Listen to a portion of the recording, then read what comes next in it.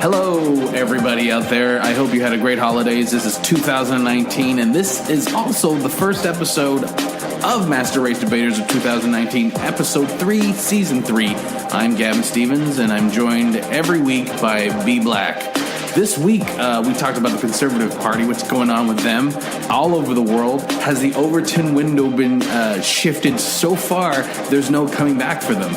Also, we reviewed the movie Mr. Church, starring Eddie Murphy, with its black tropeness, all of its black trope glory. It was pretty funny. We had a good time doing that. And then in our final segment, why is this racist or is this racist? We talk about a governor in the United States who is racist as hell, but, he gets the job done economically. So we debated that. So sit back, enjoy, have a good time. Here it is, Master Race Debaters. Hey man, so what's going on with the new Conservative Party?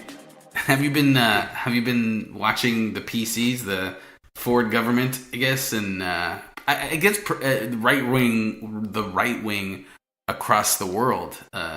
Right wing, So let me ask you a question. What do you when you like 10, 15 years ago? When you were in your 20s, how do you remember the Conservative Party? Like, what was your Conservative Party? Yeah, they were the guys, and this is because I didn't get into politics a lot, but they were the motherfuckers who always got us into wars. I love this question. They always got us into wars. What else did I know? They were always talking about saving money, but the only way they save money is by fucking over poor people. What else did I know about them? Yeah, that was basically they were the group who put us in wars. Oh, and they loved Jesus. That's yeah. See, I'm the same way. It was like wars. They love to fight. They love to fight. They love fucking over poor people, and they love Jesus. Yeah, and some mild racism, like some racism that you couldn't prove. Like you couldn't. They had racism that you just. I just can't be at that party. You know what I mean? It's funny. Racism wasn't. No, I knew racism, but I just didn't think of politics anyway. By the way, yeah. It was. Like, this is my point. It's like the new Conservative Party is like completely different than our Conservative Party. Like our Conservative Party was like I've always said, like, if you were rich, I can understand you being conservative. I'm not justifying it, but I get why if you're poor, it makes no fucking sense to me. But now I get if you're poor and if you're rich, if you're conservative, because there's something for both of you if you're white. Right. If you're white, there's something for both. The new Conservative Party is like, it's all about, identity politics and conspiracy theories and culture war.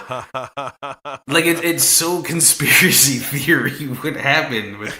Like, they have no real enemy now, so it's like... They've always had an enemy, I guess, but like now it's like SJWs are coming to get them. Like, they sound like it's like they're... To be a conservative, you have to constantly always be looking behind your back. Like, I picture conservatives washing their face in the bathroom and then going down to wash their face some more and then standing up, and then right behind them is like a feminazi. Like right behind them is some feminist trying to change his video games or something. You know what I mean? Like they've become like this culture war kind of wannabe victims people. It's first let me say no disrespect to Trevor Noah. I think he's doing a great show on The Daily Show. Yeah. But I miss Jon Stewart. Jon Stewart, I remember, was that 10 years ago? But he would bring me up to speed on these fucking conservatives contradicting themselves, the contradiction, the ridiculousness. Dang, there's something you just said that triggered this Jon Stewart memory. Yeah, because I remember Bush didn't give a fuck. Like, Bush didn't care. Yes, exactly. Like, he didn't. Yeah. I just remember going, this motherfucker doesn't give a fuck. Oh, okay. You know what it is about conservative? They're the groups, okay, and you have to give them credit. I'm gonna get kicked off your show for this one, right? They're the groups who are protecting old ideas. Well, right? Yeah, the reactionary. They've always been reactionary. Yeah, they've always been reactionary. That's the word, reactionary? Yeah. It's like, let's say we're getting ready to legalize orgies and shit like that. They're the ones who are like, no, orgies is evil. Jesus Christ doesn't want. All men want it, but they're gonna come up with a bunch of excuses. They're gonna find people, I don't know, people who are strongly objected to orgies, and then they're gonna get them on their side. They might be a lot of cuckoos, but whatever. But fuck it, we gotta win this fight. They're willing to win at any cost. Fuck logic. Fuck reason.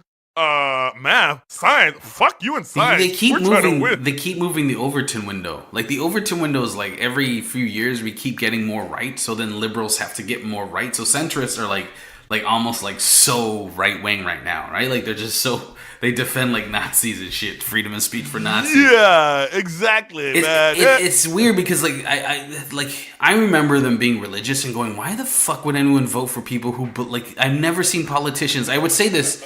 Why would politicians like talk about Jesus? Like, what the fuck is going on? And now I'm like, oh, you know what? I miss the days politicians talked about Jesus. That's where I'm at. I'm like, why aren't you running with Jesus? Because now, like, okay, so during the PC convention, a resolution which was discussed. This was discussed at the PC convention from a parental rights advocate, Tanya Allen, declares gender identity as a liberal ideology. And asked what references to she was asking that the references be removed from Ontario sex education curriculum. Ask how transgendered identities can be liberal ideology when trans people have existed for thousands of years across many different cultures. Granick Allen could not answer.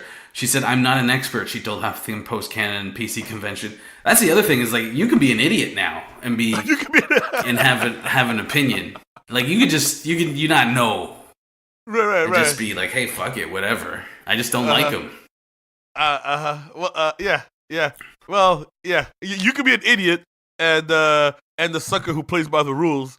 Like, okay. Hold on. Is it fair to say conservatives cheat more than liberals, or is that like I'm trying to think of a cause that liberals are strongly for and be willing to break the rules, like commit crimes for. The problem with the word liberal is that it's become, pardon the pun, very liberal. Like it's like, because even conservatives are liberal too now. Like it's like I'm like, it's like like I said, the Overton window is shifted, and people play with words and terms and change them all the time. So one day you're using a word, and it's like look at like it's just so it's all fucked. But yeah, it's like I don't want to be too partisan, but like. I don't understand. If I was a conservative, I'd be like, what the fuck is going on with my party? I just want to pay less taxes and you know. And, have you seen the Newsroom? HBO's The Newsroom? Yeah. No. Okay. When he makes that speech about how America isn't that great anymore. Yeah, but it's not just that part. Okay, so the guy, the main actor or one of the what's the word? Jeff Bridges. Is that his name? Yeah, I think so. Yeah, Jeff Bridges. Yeah, Dumb and Dumber guy. Yeah. So he plays Will McAvoy, and he's the news anchor for the news station, right? Yeah. But in there, he plays his character is actually a registered Republican. That's right. Okay? Yeah. That's what makes it so beautiful. Like I think that's why we enjoyed the show, is because he was a Republican, but he was tired. He hated the fact of the direction his party was going into. Like, look, fiscal responsibility, like the principles of conservative, like shit we understand, right? Yeah. And he's like, I just can't down with this group because now I gotta believe in shit like gay people are evil, climate change is caused by gay marriage. Like I gotta believe, in order for me to be a conservative, I gotta believe the bullshit, and I'm not down with that. Like he's the one Republican with principles. Yeah, but is it principles? Because like it's team politics now. It's like tribalism. Like because who he is when he says like, well, I can't be down with like people denying climate change is like he's a rarity. Like people will deny shit like crazy just to stay on their fucking team, and they will back that. That's why people are more engaged with like, the university kids are censoring teachers, and that's why they're more interested in culture war than actual real policies. Because real policies, you have to take a stance and go, well, I'm either a fucking asshole or I'm not. Like if you want healthcare, like how do you not want free healthcare? So they get bogged down in defending like fucking horseshit arguments. Like a guy I said on Facebook, I just got this guy got to say how feminism is hindering free speech, and I'm like, please tell me how. Because I think when you're gonna tell me, it's gonna be like a Medea movie. I think your explanation is gonna be like fucking a Tyler Perry movie of an explanation. Medea hates feminism. It's just like I was gonna say no disrespect to Tyler Perry, but fuck that guy. Here's the thing too. Here's the thing. What we're getting into is now we're dealing with nationalism. Like the conservatives are using the word nationalism, and conservatives, to your point, they become more united. They are more united than liberals. They will. Wow. But look around the world. Look at Brazil and Hungary and United States and Canada and England. They all have the same fucking talking points. They're all nationalists now. The nationalism is just for our listeners. Nationalism is a political and social economic ideology and movement characterized by the promotion of interests of a particular nation, especially with the aim of gaining and maintaining nation sovereignty, self-governance over its homeland. So, when you got a whole bunch of white dudes who are nationalists, you got white nationalism, right? And it's not just like everyone's like Trump said he's nationalist, but even our former Prime Minister Stephen Harper, in an interview with the National, a news site based out of the United Arab Emirates, Stephen Harper defended Donald Trump's stance on nationalism, saying, "I don't think you can fault Trump for supporting it." Harper then defended criticism that the right-wing nationalist movements around the world are racist and intolerant. And he said, "Is there some anger? Is there some demagoguery in some of the populist movements? Yes, but traditional movements are not immune from that." So he's saying, "Hey, yeah, there's racism and yes, hate crimes are on the rise, but it's eggs and omelets." Eggs and omelet. When you brought up nationalism, I was thinking of a stand-up clip by Doug Stanhope. Is that his name? Stanhope? Yeah. I know that clip. Yeah. So so I'm not giving up on all white dudes, because he gets it. Yeah, I don't think it's a white dude thing, but I think like I mean, if you watch Black Panther, that's nationalism, right? Let's just what? Yeah. How dare you? Don't be talking bad about the Black Panther. Oh, okay, like the Nation of Islam, Black nationalism. Well, I mean, like, it is. It's Black. Okay. It's the Black Panther didn't want put people in. They didn't want to help refugees and shit like that. That's nationalism, right? At the end of the movie, they turn away from nationalism. That's why everyone sides with Killmonger in that movie, because he makes fucking sense, right? Holy shit. Killmonger is a fucking victim of nationalism. Shit, you're making me a bad guy here, because I used to be on the nationalist tip, black nationalist tip. You know Who hasn't been? Nationalism is like something you deal with when you're in your 20s, not when you're fucking old ass Stephen Harper. It's like at some point you're like, hey, fuck it, you're right. We gotta. It's tribalism team sports at best. Yo, and you think Crips and Bloods have these kind of debates with each other, like, you Bloods, man, shit. They don't believe in science. They're literally doing the same thing. They're keeping their resources to themselves and trying to oppressing women and shit. And fuck, I'm like, what kind of debate these guys want? But the key word is it's gotten into tribalism, and reason I bring this up, well, the way I see it so clearly, because I follow conservative websites or subreddits, because I'm trying to find a pattern and see common grounds, and it's gotten to a point like, no, we don't want common grounds. We want to be on this side, and we want you guys to be on the other side. And everything you say, every time you're pissed off, that's a win for us. Every time you're mad, anytime you're happy, that's a loss for us. Like, we've gotten to that point right now. Like, Apparently, with like nationalism, it's just, you know, it's gateway to fascism, and fascism comes from during a time when people feel they're in pain, they feel ostracized, and you know, and you know, we're seeing 14,000 jobs being taken away in Oshawa this week at the GM plant. They closed down. And people are blaming Ford. I don't know if you can necessarily blame him for this, but it's going to be a rise. There's going to be more average people pushing towards fascism because of stuff like that.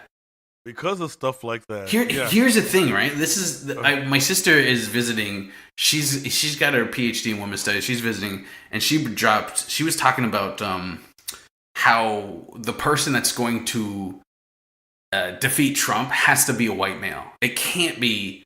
It can't. Yeah, I see it. It can't be a black person. It can't be a woman. It can't be a minority. It can't be. Yeah. It's got to be a white man. And I kind of believe that. I really think like when I look at stuff like, you know, how the media just realized that Trump is a white nationalist, and not all of them, or how they realize that he's a white supremacist. Like, we've been telling them for years. They don't listen to us. It has to be a white man to do this. So in that spirit, what kind of white man would you choose, like, to be your savior? Who would be if you had three choices? Hilarious. To fucking hilarious. Yo, give a shout out to Gavin on this one, man. I see where this is. I love it. I fucking love it. Can I tell about the homework assignment you just gave me? Yeah, it's living or dead. Yeah, go ahead. You can say you get living or dead, fictional or not. Fictional. He had me research, and I loved it. I got excited. I hate homeworks, but this is I actually like. So he asked me find 3 white saviors. He didn't ask me for what. He just said find 3 people, living or dead, or fictitious. Right? Fictitious counts. Yep, it all counts. That you would use. You would qualify as a white savior. Yeah. Okay. Yeah. Okay. All right. When do we start? Okay, go ahead. Like, you do your 3. We got 5 minutes, or just under 5. So let's do it. Okay. So but fuck up his name. Beto O'Rourke. Beto. Yeah, Beto. Okay. Yeah. He's a good one. He's people compared him to Abe when he lost that election. Mm-hmm. They said, well, Abe Lincoln lost this state election before he became president. Yep. So, you know what I mean? I think so that's did Obama. The white man. What's that? So did Obama. Yeah, he lost his first one, right? Ain't that a bitch? Okay, well, you know, he's not white. All right, okay. The second one, you ready? Yeah, I'm ready. Dr. King Schultz. Okay, who's Dr. King Schultz? Okay, he's the white savior guy in Django Unchained. Oh, yes. Okay, sorry. Yes. Okay, yeah. I would love him.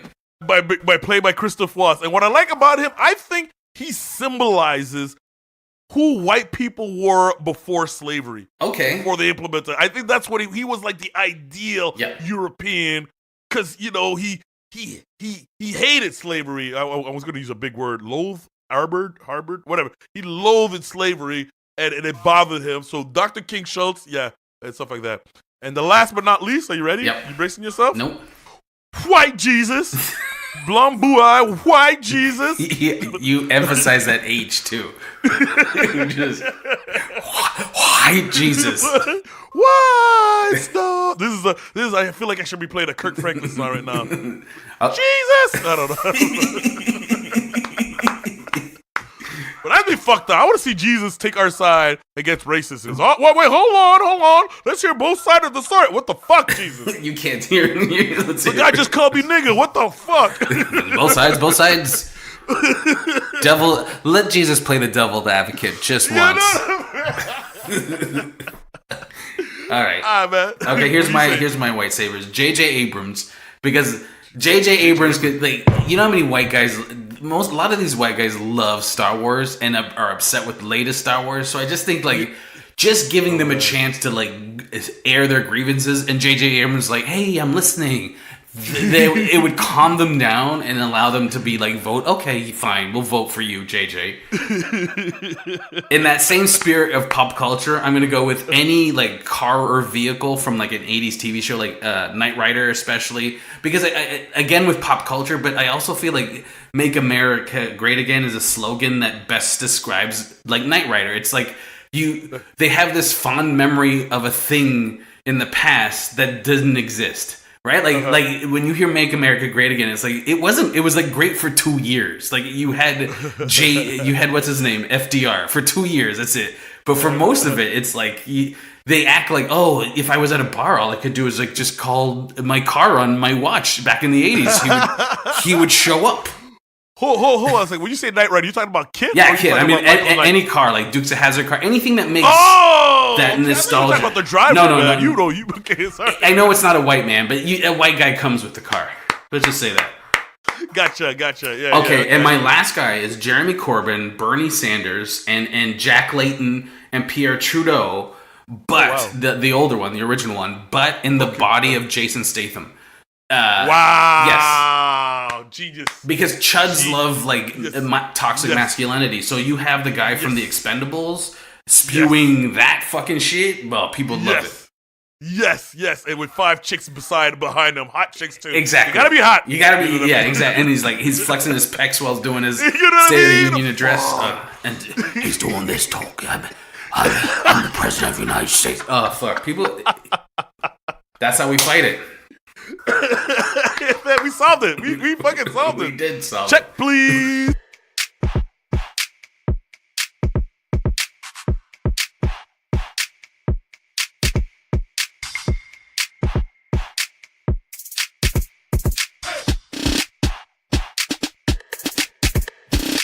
All right, this is our second kick at the can. Well, third episode. I'm so bad at this, and we're doing another tropes. I haven't thought of a name now, but it's basically we're gonna review movies that have some racially charged tropes in them. Basically, a trope is like something you see over and over again. It's kind of a stereotype for movies or books or literature in art. I like what you said earlier.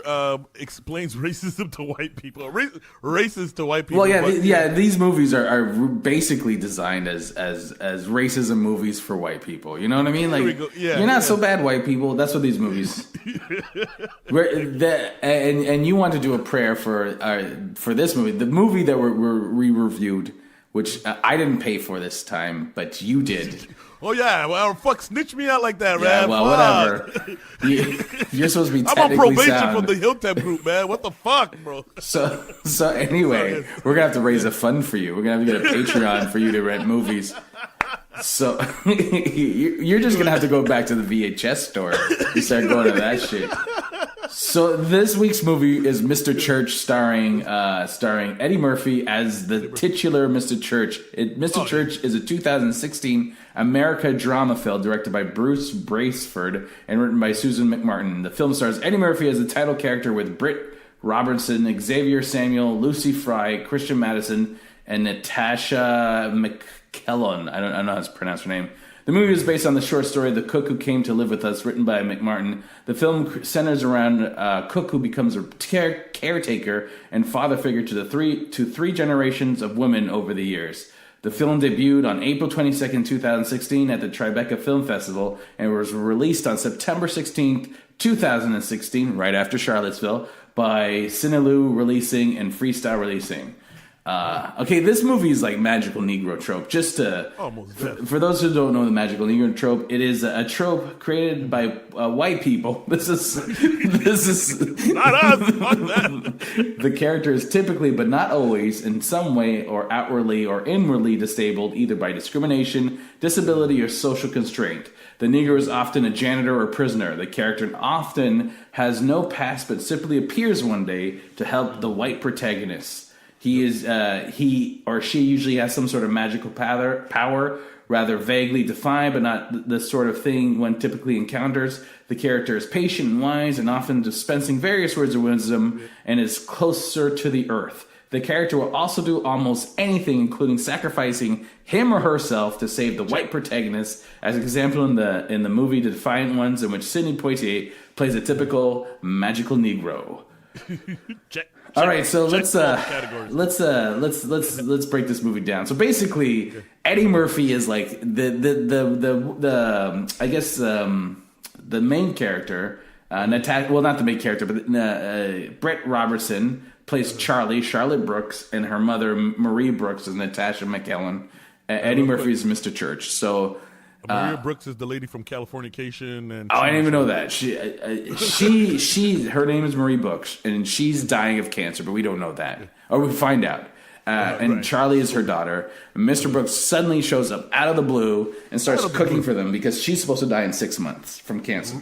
Right. And I like how the daughter, like, it's a surprise to everyone in the audience because the daughter's like, Mom, there's a black man cooking in our kitchen. Yeah, exactly. Yeah, because that's how those things work. And so he shows up, he starts cooking. She, and it's a mysterious benefactor, someone who's apparently Charlie's father, but we never meet him, who's paying for this. And if Mr. Church cooks for the full 6 months, he gets a full lifetime of salary.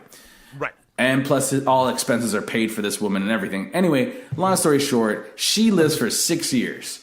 And Mr. Church stays on and blah, blah, blah. Eventually, the mother dies. Mr. Church becomes, a loyal family friend.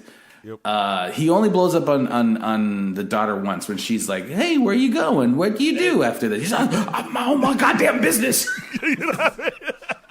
What I do during my 9 to 5 with you people is your business, but outside of it is my business. Which I thought would be interesting for the trope, right?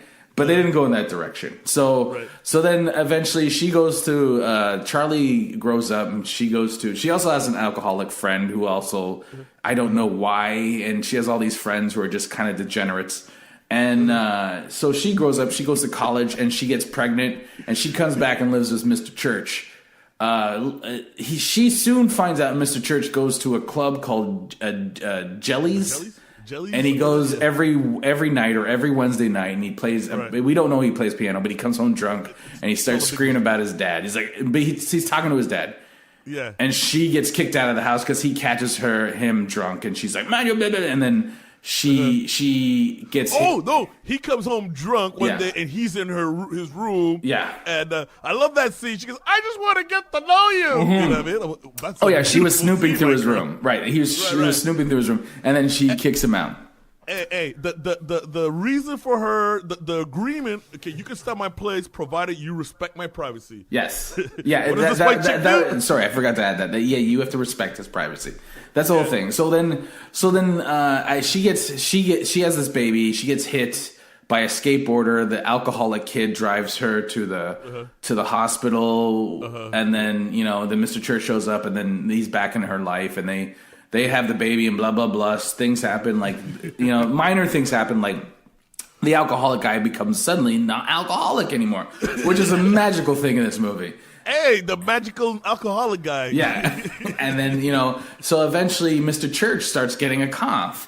Whoa, what's happening? He dies. And then, while he's dying, she magically gets all his powers because Mr. Church can do anything. But he chose to cook. That's the framing of the movie. That's the catch line. Also, it's based on a true friendship, not a true story, a true friendship. So she starts doing his, like, all of a sudden she can play piano. Mr. Church taught himself. She just teaches herself to play piano. And then he dies. And then you find out, like, one little thing about Mr. Church's past, that he used to play piano at Jellies.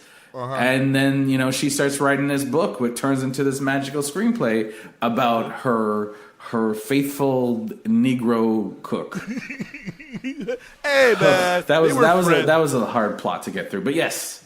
Go ahead, man. Yeah. The word they use is unique friendship. It starts at the beginning. Story about a unique friendship, something like that. And remember the white girl. Is it protagonist? Yeah. The white girl protagonist gets upset at her best friend for referring to him as just a cook. Just a cook. Well, also, like, it's like, because that's that moment, like when we reviewed The Blind Side, it's that moment when the white person realizes that the one black person they know is actually a human. Because this little bitch, the whole time she's talking about how bad alcoholics are and how shitty they are, and he's like, oh well, you never know what the kind of lives these people have, and blah blah blah. But she's surrounded by alcoholics and people dying, and she's an asshole, like, her whole childhood, like, a spoiled. She gets to go to a private school. Her mom tries to keep the hiding. She has her own chef, and she's fucking mad about the whole goddamn thing. Right. Hey, okay, it did touch on the theme of death, which that part made me uncomfortable, and that's just not unrelated to the whole magical Negro theme. Yeah. But just the concept of death. I just realized that it's an iffy topic for me. So, and even for the character too, because she's like, her mom's dying, and that's fucking with her head. And why is this goddamn nigger in our house? You know what I mean? So, well, she didn't know her mom was dying at the time. It fucked with her head. Like they blame the death of her mom for the reason why she gets pregnant. Like that, the one time she has sex at school, she gets knocked up. My problem with the death thing is that it was overdone. It's like this movie should have been called "Don't Lie Down, You're Gonna Die." Every time someone went to sleep, they were fucking dead. Like it's just so much dying. Like you're not supposed to do that beat twice in a movie. Like, you know what I mean? Like, it's fuck. Seriously, eh? Jesus Christ! As soon as he had the cough, I was like, "Are you fucking serious?" This magical Negro solved the alcoholism. He solved alcohol. He was an alcoholic, and he just stopped. And he just stopped being an alcoholic. Like, this is the thing. Like, I don't even know why they called it Mr. Church, because he was just the background character. The moment when she was like, when he got mad at her for invading the privacy, I thought it was gonna be like, oh, we're gonna get into some like Ta-Nehisi Coates shit, like, you know, where you're talking like, you don't own my body, like how white people think they own bodies. It didn't touch that at all. No, not at all, man. Yeah. No, there was a lot. Okay, you watch this movie. I feel like I apologize for the people who like this movie. You know what I mean? I get this. Oh, by the way, spoiler alert! If you haven't seen it. All these reviews are spoiler alert. Spoiler alert! Yeah, big deal. All right, so we should call it spoiler alert. That's what we're gonna call this segment. Spoiler alert. There we go. Spoiler. Yeah. Spoiler on your favorite black movie. It's just dead. Sorry. Well said. Okay, so to me, this shit was pure suspense. I couldn't calm down. I did not smoke weed for this movie, right? So it was driving me nuts. It was like, okay, I'm not gonna get into the, so whatever, but the suspense was driving me nuts, and I couldn't stop myself. Okay, is he a bad guy? Is he gonna do this? Is he gonna rob them? Is is the Klan gonna burn the house? Is the cop gonna come in? Every possible thing. Like, I went, is he gonna end up at, like, the mom dies, and the cop thinks she did it, and the rest of the movie is her in jail saying, the world might hate you. Yeah, he dies on the chair. I was expecting a bad ending. I guess that's what I'm getting at. Well, technically, it was like Old Yeller in a way. It's different.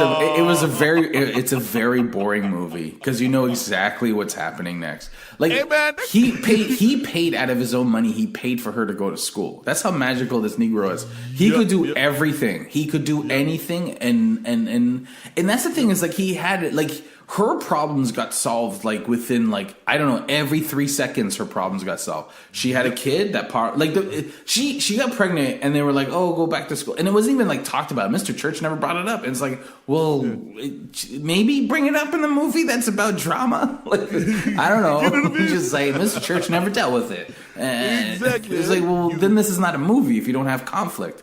And then, like, every problem she had, it was solved. And Mr. Church only had one problem. He had alcoholism and apparently father issues.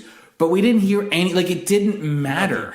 Nothing. Like, nothing. We didn't know anything about him, and it was like, that's how we like our black people. And and I'm not saying like taking care of, being a cook or being, a nanny or something is a demeaning job. I don't mean that at all. But it was just, I could see as a white person writing this movie, because the writer is the one that had this life or had this magical friendship. I could see this, like, her perspective as the character in the movie and the writer. I'm like, oh yeah, of course you wrote this, because this character, it just doesn't. He does everything. Like, it's written from the perspective of a child. Do you know what I mean? Like, you ever do this? Like, sometimes I'll be watching porn and I'll see the actress, and I'm like, oh, she's someone's daughter. Bro, she's a human being, right? Like, you've got to that too, right? She's a human being. She's a human being, and it's like only a child can look at someone and continue this.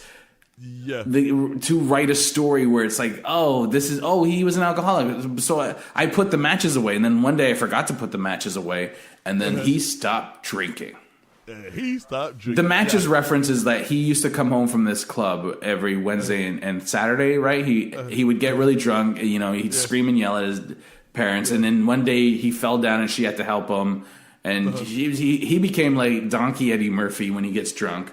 From Shrek, here goes Shrek Donkey, and then so she puts him to sleep. But whenever he came home, she would hide the matches, a book of matches that he would bring, so he forget that he was there, so he wouldn't feel embarrassed. But this time she forgot, and then it was never mentioned, and then that problem was solved.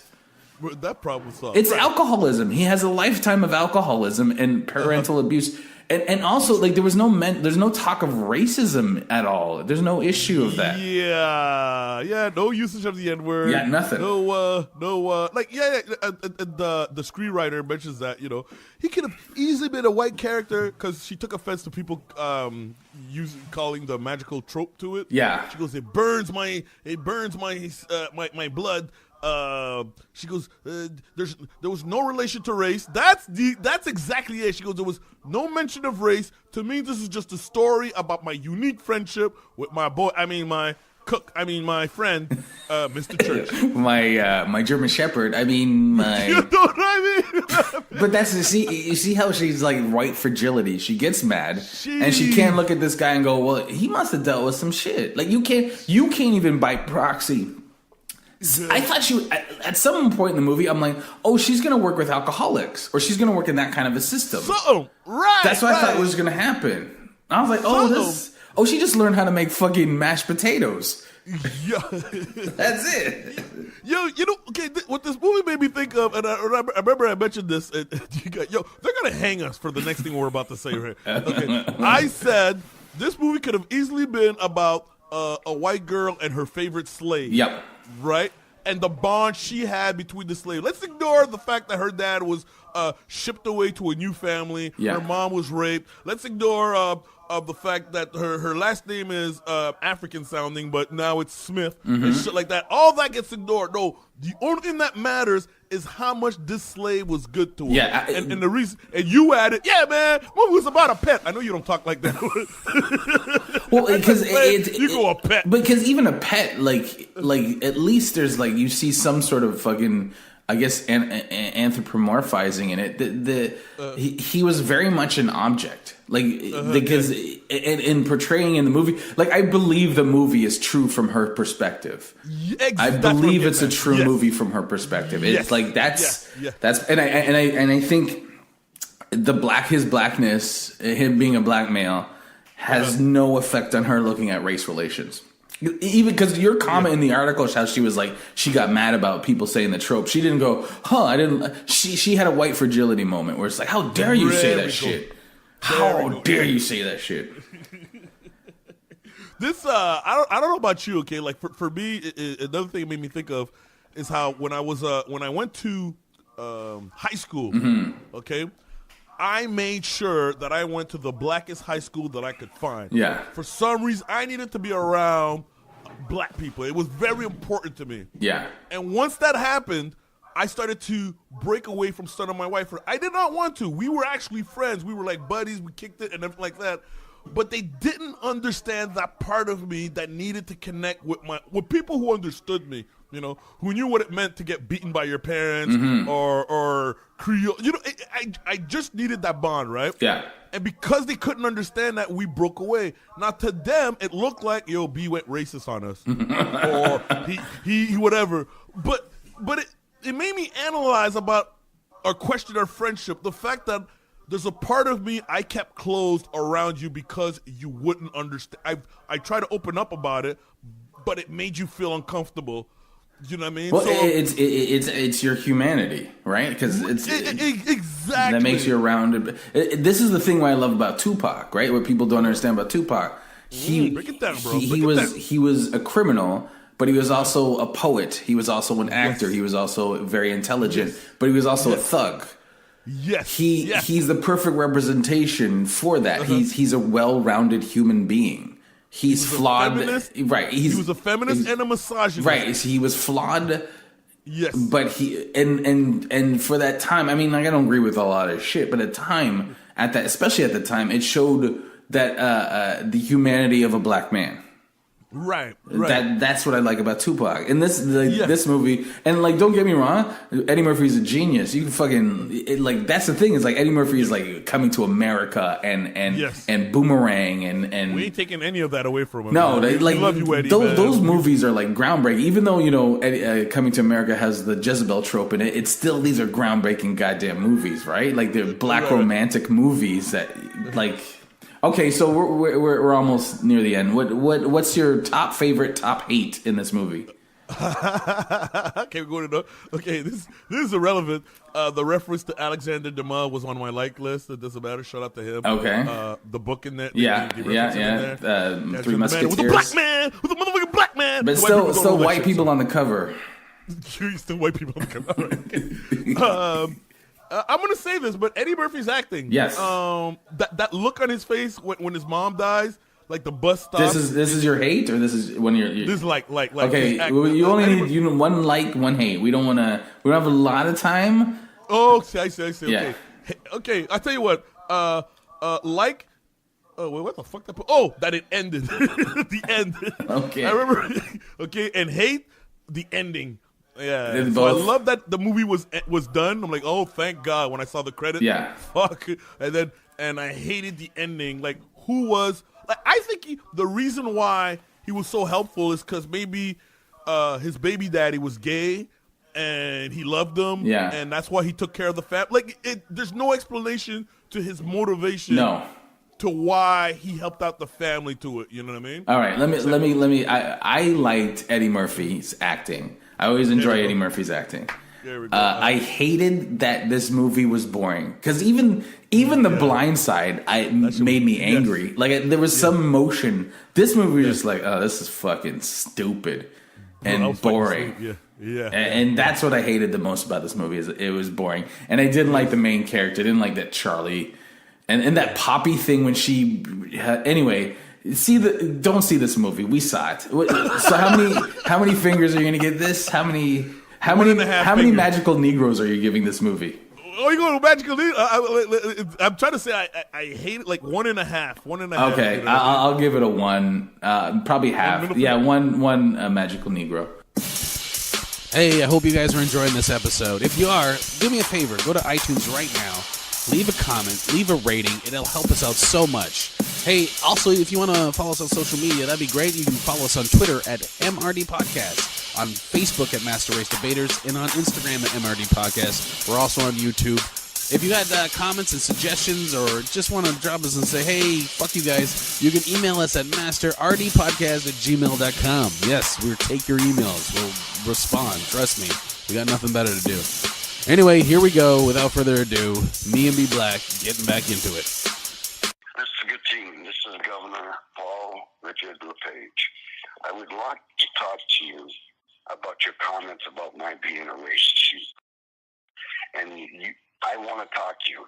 I want you to prove that I'm a racist. I've spent my life helping black people, and you little son of a bitch, socialist. I need you to,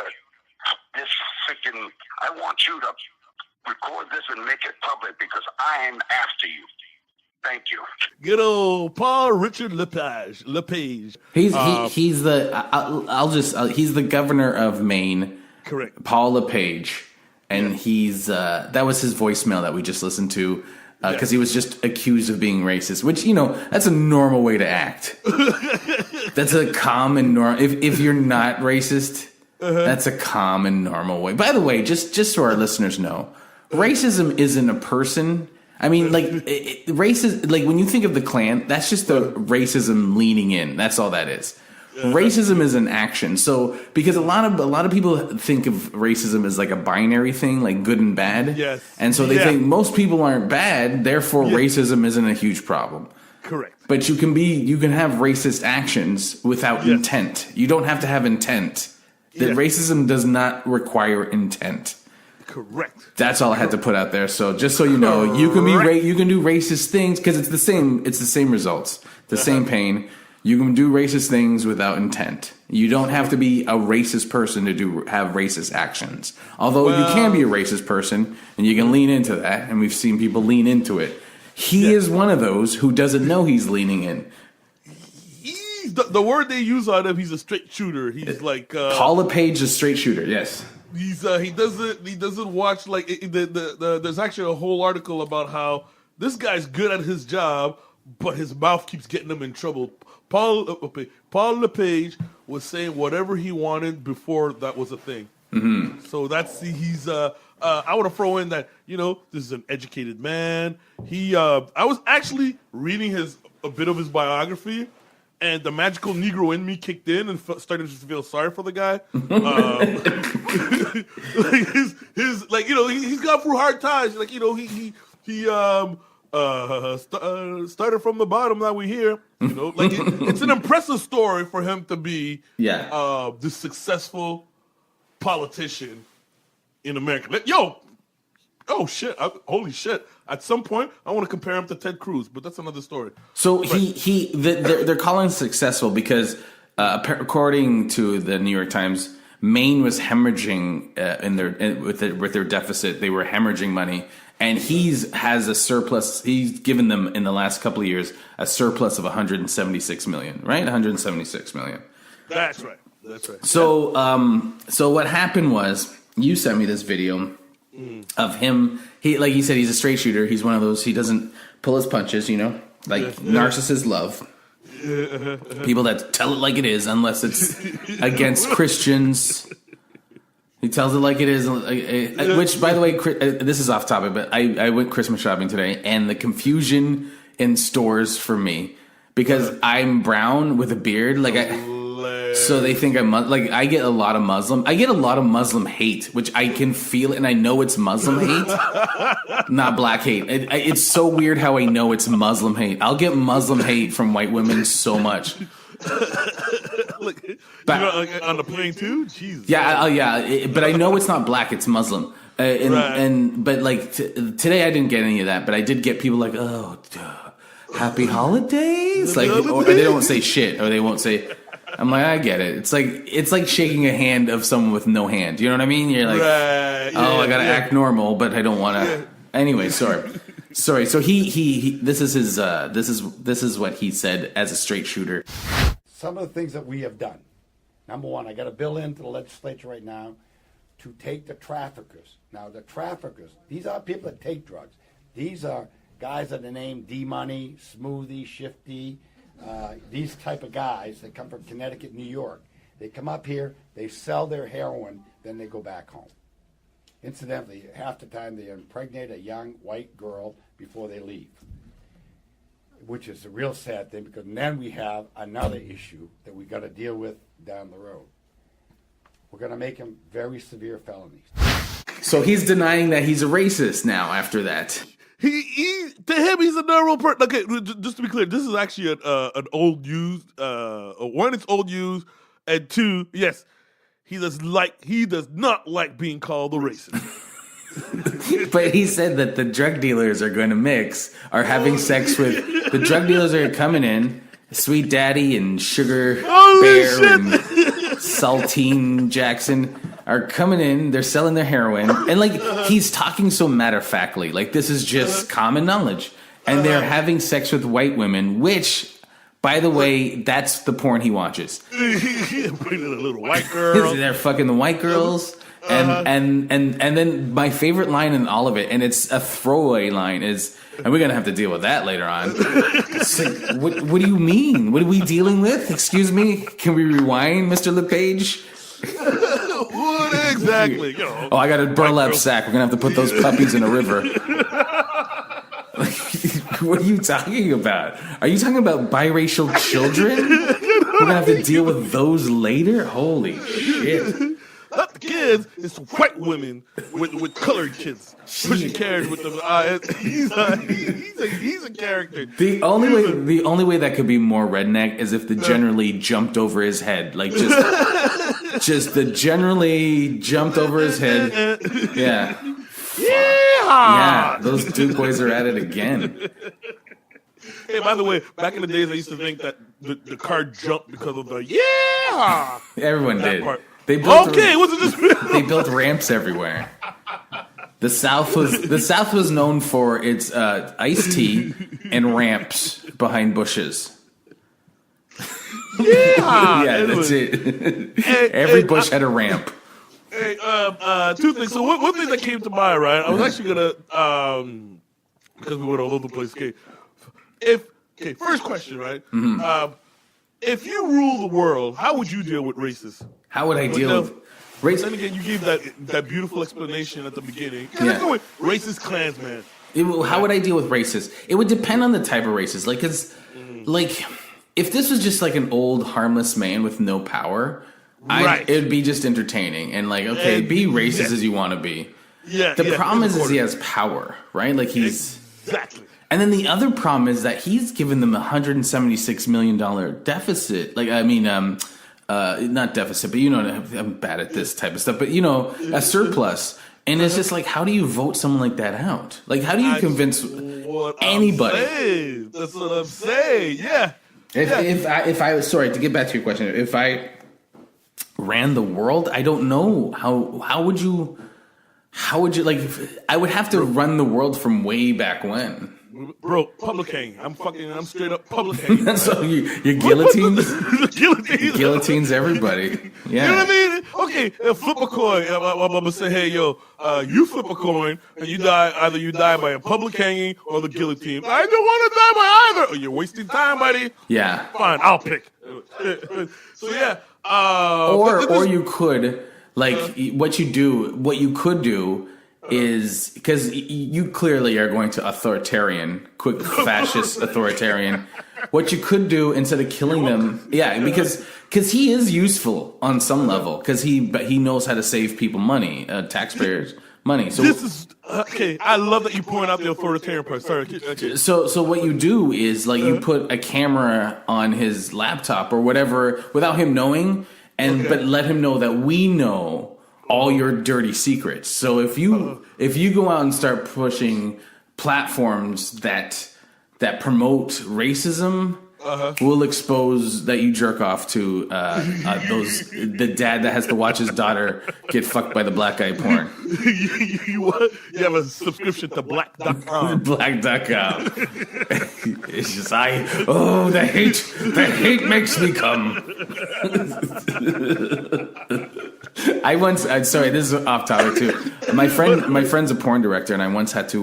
What? You tell me this now? Sorry, keep going. It's kind of So I had to. He had this channel and I used to review porn, but he never took any reviews because the first one he gave me was like this gang, it was like something in the hood. It was like a gang bang. You telling me this now? Yeah. So all of this, I couldn't keep my militant shit out of it. So I'm trying to destroy white supremacy one porn at a time. I just couldn't keep. Yeah.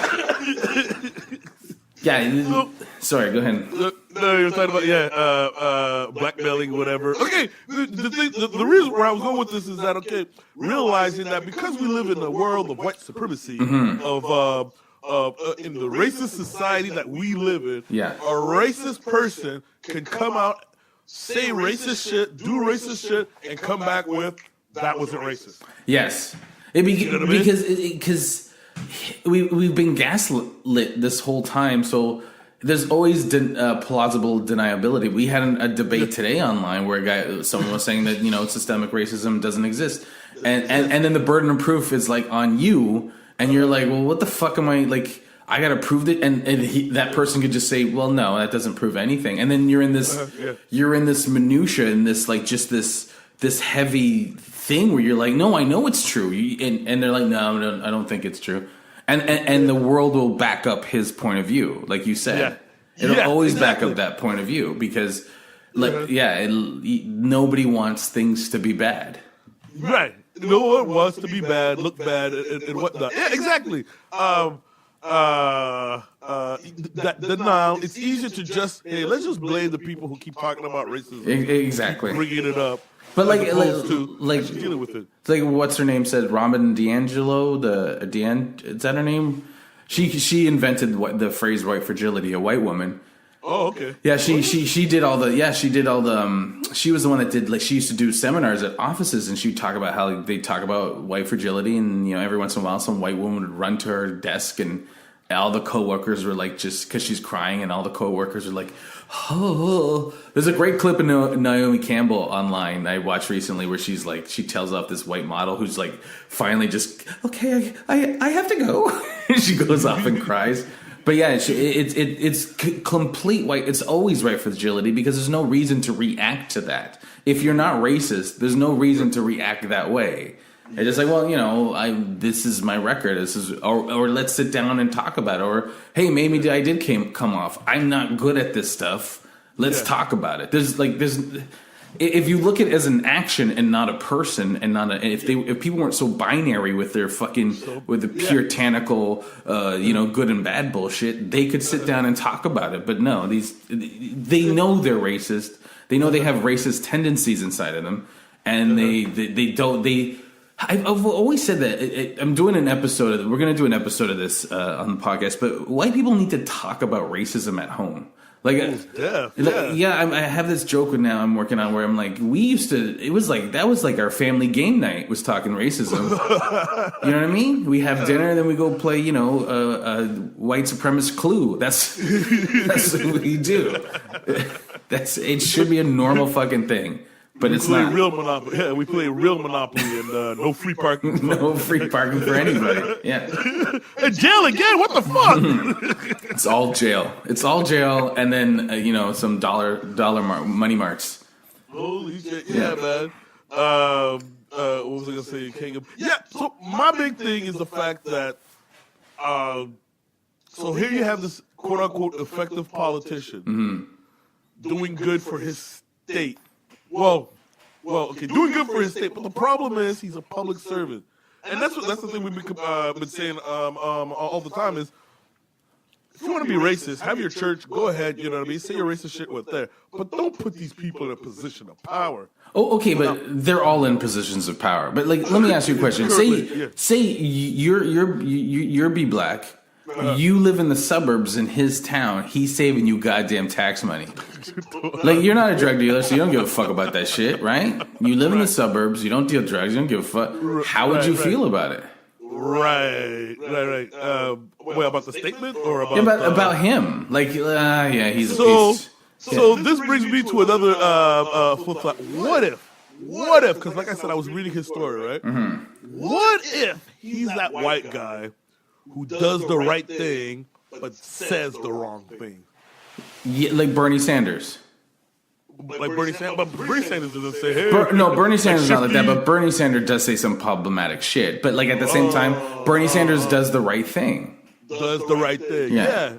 I mean, I would, there's the white dude who wants you to prove to him that systematic racism exists. Mm-hmm. Okay? And then there's the white dude who forgets, hey, don't refer to me as boy, right? But he's fighting about, he's actually doing something about systematic racism. Like he's on the verge, I don't know, he's passing bills, he's punching Klan man. No, I'm sorry. Right? If he knows something about systemic racism, he's not calling you boy. He's not calling because you can't separate the two. Because this is the thing, that conversation we had with when the dude called me boy. He's like, oh, I didn't realize, and it's like, yeah, because you meant it as a derogatory thing, but now that race is involved, a whole new context comes into play because the word boy was used as an instrument to uphold apartheid. If you understand systemic racism, you wouldn't use that word. So you might want to give context. Okay. Not the whole story, but it's just white dude gets a discussion about race, and this. So basically, he did the usual all lives matter argument with us, right? And in the process of doing that, okay, all lives matter. And I said, hey, can you prove you have some kind of facts or a link to a story I can read to make your point?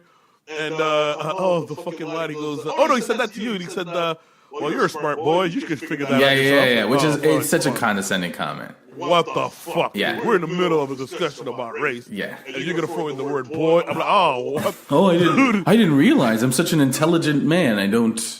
What's funny is how we're talking about this is, I look cool online, but behind this keyboard, I wanted to reach through the screen and fucking choke him.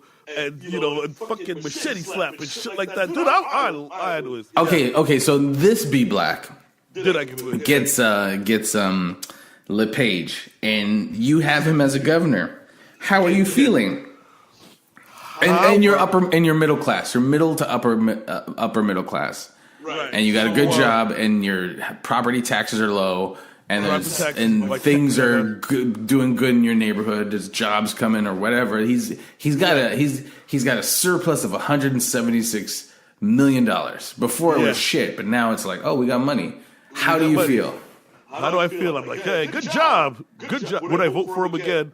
And after he said that, then they're gonna impregnate all these white girls. Like, fuck. Well, clearly he doesn't care if you vote for him. Can't win them all, can I? Yeah, he doesn't care if you vote for him because he's not. You say shit like that, you don't give a fuck if black people are voting for you.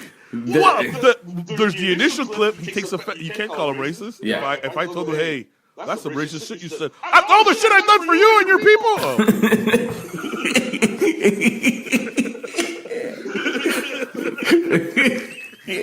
Hey, that sounds pretty racist. What the fuck? After all the shit I've done for you and your people. I thought about taking a bullet for Martin Luther King. I thought about it. 2 weeks ago, I thought, if I was there, I might take a bullet for that man. For that colored guy. Whatever his name is. Whatever that uppity Negro's name is. I'm saying the centrist versus the racist. I'll take the racist over the centrist. Yeah, I'm with you too. I take this racist over the centrist because the centrist is going to agree with the racist. No matter the centrist argues the racist point. Exactly. Like a racist will come out and say, "Oh yeah, no, the reason why you guys do crime is because you're genetically inferior." I can deal with that. At least you're being fucking honest with your shit. The centrist it's the police stats just show and blah blah blah, and then you're like, okay, but what does that lead to? But it's the racists don't give a fuck. And no, we are better than you genetically. Yo, actually, I remember. You know who he reminds me of? I actually had a boss like this guy, and and his English accent was way thicker than this guy than this dude. Yeah. But homeboy, one day he was talking about how he's renewing my contract and said, "Don't worry, your position's gonna change." He goes, and he looks at her. I goes, "I want to say something, but I'm not supposed to say it." And part of my hand was like, "Well, don't fucking say it." But it's a Quebec expression. It says, "You're not gonna be anyone's nigger." What? Yeah. So He said that? There's a French Canadian expression in French. It's "Je peux ton nègre," meaning I'm not your nigger, means I'm not your slave. Yeah, he said that. What is with the racism in Jesus French? Christ, Gavin, you just made the point, right? He said that right after he told me we're renewing your contract. Fuck! He got me. The man got me. Yeah, he got you. It's like, oh, well, I guess you're not going to be the slave. What the fuck is with the French? What is with the French? Bro, they I guess... They're not into that. I can't call. But here's the theory: they're not really into politeness. They're just, what I say? It's offensive. I don't understand. You know what I mean? Fuck. It's a little bit like you were saying on being nice and being mean. And the French don't care about being They mean. don't give a shit. They don't give a shit. Why the fuck would an employer say that to an employee? Because he's an old fart who doesn't know fucking too many. Everyone hates old white dudes. Why? What the fuck? Yo, man, you're not good to me, Iron. I actually want to make a bit about that. And, like, hey, Jérôme, what the fuck? Watch your mouth. Oh, sorry. Excuse. I'm not going to be your nigga. Hey, nigga, since you're here, is that better? I'm gonna end on that one. I think that was. Oh shit! I didn't even notice.